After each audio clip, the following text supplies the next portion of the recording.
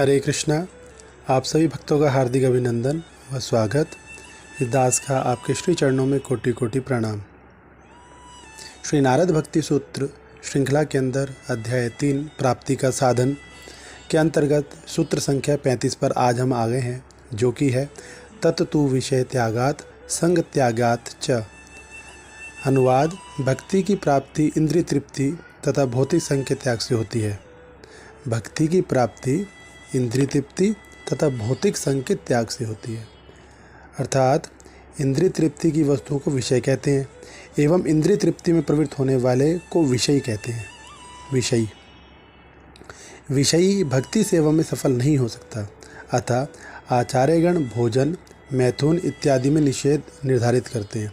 नारद जी कहते हैं कि न केवल इंद्रिय भोग की बाहरी क्रियाओं को त्यागना चाहिए, अपितु इंद्रिय भोग का विचार भी त्याग देना चाहिए।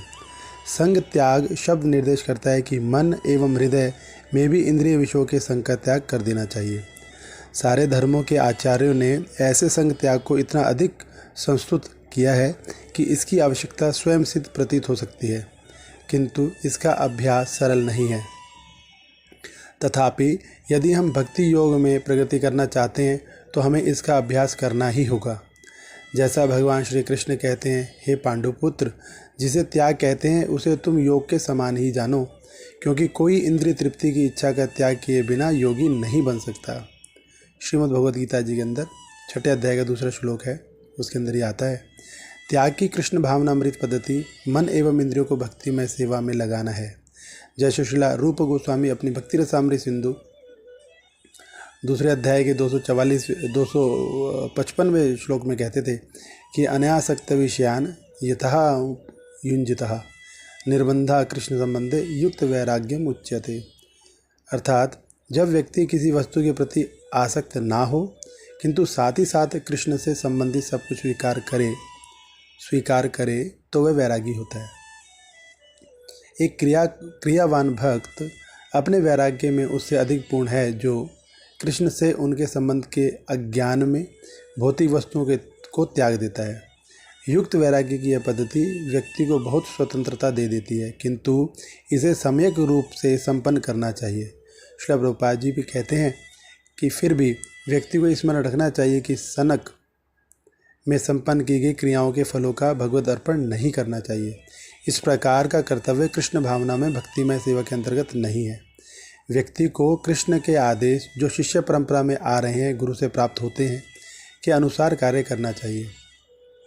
संक्षेप में पापपूर्ण कर्म को कृष्ण को सब अर्पण, मतलब हम पापपूर्ण कर्म करें और कृष्ण को सब अर्पण करने की परिधि में नहीं लाया जा सकता। वास्तव में श्रील प्रभुपाद शिष्यों को तब तक स्वीकार नहीं करते थे जब तक वे 4 निषेधों अवैध मैथुन, मद्यपान, जुआ तथा मांस भक्षण, इन सब का यथा योग्य त्याग कर ही श्रील प्रभुपाद जी त्याग करने के लिए कहते थे और फिर उनको स्वीकार करते थे। आध्यात्मिक जीवन में उच्च सुख की प्राप्ति कर पाने के कारण त्याग संभव है। जैसा कृष्ण भगवद गीता जी में कहते हैं, विषया विनिर्वर्तन्ते निराहारस्य देहिना रसवर्जम रसोऽप्यस्व परम दृष्ट्वा निवर्तते। यद्यपि शरीर में बद्ध जीव को इंद्रिय तृप्ति से निषेध किया जा सकता है, तथापि इंद्रिय विषयों का स्वाद तो रहता ही है, किंतु उच्च स्वाद के अनुभव द्वारा ऐसी प्रवृत्ति की रोकथाम में वह शुद्ध चेतना में स्थित हो जाता है। इस श्लोक पर अपने तात्पर्य में श्रील प्रभुपाद जी योगियों द्वारा इंद्रिय भोग से निषेध की तुलना डॉक्टर द्वारा रोगी हेतु किन्हीं विशेष प्रकार के खाद्यों के निषेध से करते हैं। इनमें से किसी में भी निषेधित सुख के स्वाद का लोप नहीं होता, किंतु श्रील प्रभुपाद जी लिखते हैं कि जिसने श्री कृष्ण भावनामृत में अपनी प्रगति के मध्य कृष्ण के सौंदर्य का स्वाद चख लिया है, उसे मृत भौतिक वस्तुओं में स्वाद नहीं मिलेगा। अतः जीवन की आध्यात्मिक उन्नति में अल्प बुद्धि नौसिखियों के लिए ही निषेध होते हैं, किंतु ऐसे निषेध श्री कृष्ण भावनामृत के प्रति स्वाद आने तक ही ठीक हैं। पूर्व में नारद जी ने कहा है कि आध्यात्मिक जीवन का वास्तविक अभ्यास एवं स्वयं उसके फलों का अनुभव किए बिना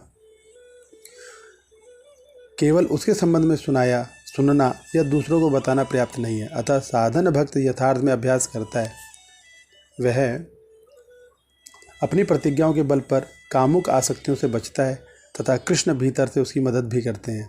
अंततः वह उच्च स्वाद का आस्वादन करता है तथा उसकी इंद्रिय तृप्ति की इच्छा छूट जाती है। भक्ति योग दिव्य विज्ञान होने के नाते सावधानीपूर्वक पालन करने पर आक्षेपित परिणाम देता है। यहाँ नारद द्वारा संग त्यागात वाक्यांश का प्रयोग श्रील रूप गोस्वामी कृत उपदेशामृत में भी पाया जाता है।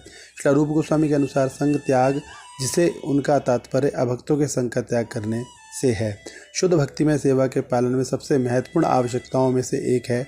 जब चैतन्य महाप्रभु से वैष्णव की परिभाषा देने को कहा गया था तो उन्होंने उत्तर दिया था, असत संग त्याग यही वैष्णव आचार।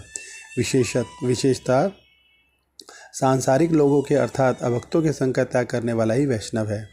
जिस प्रकार असत संग हमारी भौतिक आसक्ति बढ़ाता है तथा हमारी भक्तिमय सेवा में विघ्न पहुंचाता है, ठीक उसी प्रकार साधु संग हमें भगवान श्री कृष्ण जुड़ने तथा अभक्तों की क्रियाओं से विलग होने में मदद करके हमारी भक्तिमय सेवा में वृद्धि करता है। श्रीमद् भागवतम जी में भी भगवान श्री कपिल अपनी माँ देवहूति को परामर्श देते हैं कि जबकि भौतिक आसक्ति आत्मा के लिए सर्वाधिक बंधन है, वही आसक्ति यदि ज्ञानी भक्तों के प्रति होने पर मुक्ति के द्वार खोल देती है। अपने तात्पर्य में श्रील प्रभुपाद जी लिखते हैं, यह संकेत करते हैं कि आसक्ति की प्रवणता को रोका नहीं जा सकता, उसे सर्वश्रेष्ठ उद्देश्य हेतु लगाना चाहिए। भौतिक वस्तुओं के प्रति हमारी आसक्ति बद स्थिति को बढ़ाती है, परंतु वही आसक्ति जब परम पुरुषोत्तम भगवान या उनके महान भक्तों में स्थानांतरित कर दी जाती है तो मुक्ति का स्रोत बन जाती है। इस सूत्र में प्रार्थी भक्त हेतु कठोर आदेश हैं। यदि तुम भक्ति में उन्नति करना चाहते हो तो तुम्हें इंद्रिय तृप्ति तथा भौतिक संग का त्याग करना होगा।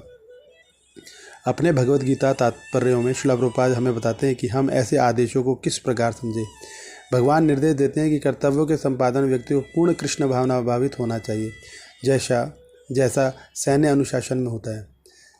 ऐसे आदेश से थोड़ी कठिनाई हो सकती है, तथापि कृष्ण पर निर्भरता के साथ कर्तव्य करते रहना चाहिए, क्योंकि वही जीव की स्वरूप स्थिति है। इन आदेशों के पालन में आलस्य को दूर फेंक देना चाहिए। इसका विकल्प जन्म जन्मांतर आत्मा के निकृष्ट योनियों में पतन के कारण होने वाला हमारी कल्पनातीत महान दुख है।